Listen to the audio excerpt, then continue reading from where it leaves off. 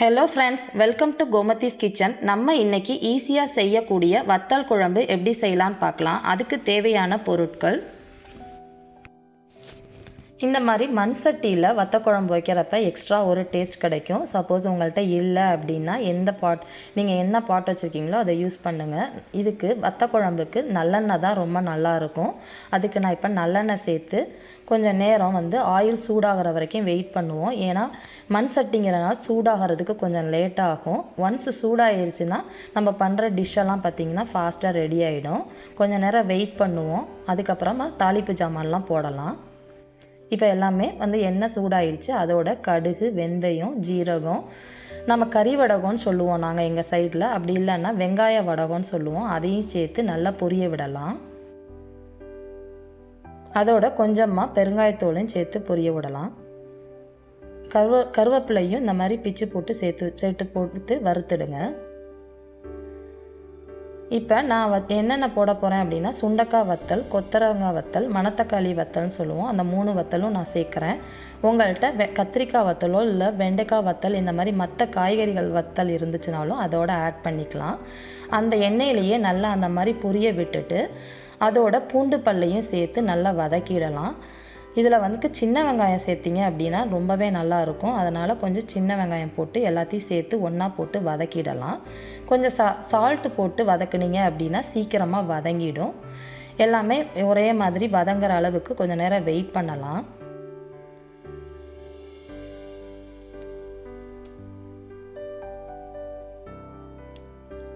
ஒரு 5 நிமிஷம் கழித்து பார்த்திங்கன்னா நல்லா வதங்கியிருக்கும். அதோட இந்த மாங்காய் வத்தல்னு சொல்லுவோம் இல்லையா, அதை ஒரு சுடுதண்ணியில் ஒரு 10 நிமிஷத்துக்கு முன்னாடி ஊற வச்சு அதை இதில் ஆட் பண்ணிக்கோங்க. அப்போ வத்த குழம்புக்கு ஒரு எக்ஸ்ட்ரா டேஸ்ட் கிடைக்கும். இப்போ மஞ்சத்தூளையும் வீட்டு சாம்பார் பொடியும் அதோட ஆட் பண்ணுறேன். நான் இந்த சாம்பார் பொடியோட ரெசிப்பியை சீக்கிரமாக நான் உங்களுக்கு அப்டேட் பண்ணுறேன். நான் அதை போட்டுட்டு கொஞ்சம் நேரம் ராஸ்மெல் போகிற அளவுக்கு நல்லா வதக்கிடலாம். பச்சை வாடை போடுற அளவுக்கு வதக்கிடுவோம். ரொம்ப ஹை ஃப்ளேமில் வதக்காதீங்க, மசாலா சாமான் கருக ஆரம்பிச்சிடும். மீடியம் ஃப்ளேம்லேயே கொஞ்சம் நேரம் இந்த மாதிரி வதக்கிக்கலாம். இப்போ நம்ம கொஞ்சம் தண்ணி ஊற்றி வேக வைக்கணும். எல்லா மசாலா சாமானோட நம்ம அந்த பூண்டு போட்டிருக்க வெங்காயம் எல்லாம் வேகிற வரைக்கும் வெயிட் பண்ணுவோம்.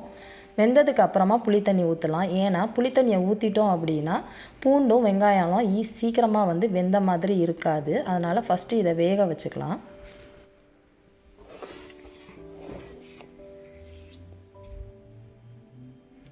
இப்போ வெந்துடுச்சு. அதோட நம்ம புளித்தண்ணியும் ஆட் பண்ணி கொஞ்சம் நேரம் அதோட பச்சை வாடை போகிற வரைக்கும் நம்ம கொதிக்க விடலாம். நமக்கு புளிக்குழம்பு கன்சிஸ்டன்சிக்கு வேறு அளவுக்கும் கொஞ்சம் நேரம் கொதிக்க விடுங்க. போட்டிருக்க ஆயிலும் பிரிஞ்சு வர வரைக்கும் நம்ம வெயிட் பண்ணலாம். இப்போ நம்ம ஊற்றிருக்க தண்ணியை பொறுத்து தான். மேக்ஸிமம் பார்த்திங்கன்னா இந்த அளவுக்கு நான் செய்கிறப்ப எனக்கு ஒரு 15 நிமிஷம் ஆச்சு சுண்டி எண்ணெய் பிரிஞ்சு வர்றதுக்கு. தேவையான அளவு உப்பு போட்டு இப்போ நம்ம கொஞ்சம் நேரம் வேக விடலாம், கொதிக்க விடலாம்.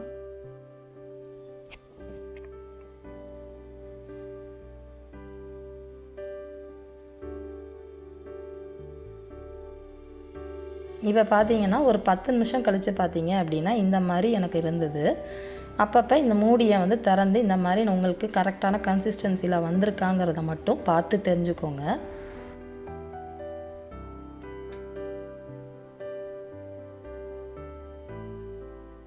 இப்போ பார்த்தீங்கன்னா தெரியும், வத்த குழம்பு கன்சிஸ்டன்சிக்கு ரெடி ஆகிடுச்சு.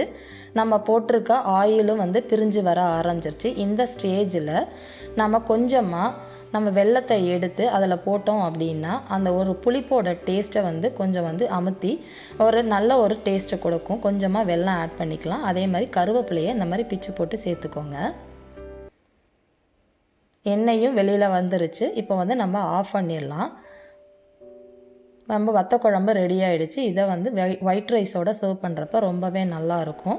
இதை நீங்கள் செஞ்சு பார்த்துட்டு உங்கள் கமெண்ட்டை போஸ்ட் பண்ணுங்கள். இந்த வீடியோ பிடிச்சிருந்துச்சுன்னா லைக் பண்ணுங்கள், ஷேர் பண்ணுங்கள். மறக்காமல் எங்கள் சேனலை சப்ஸ்கிரைப் பண்ணுங்கள். தேங்க்ஸ் ஃபார் வாட்சிங்.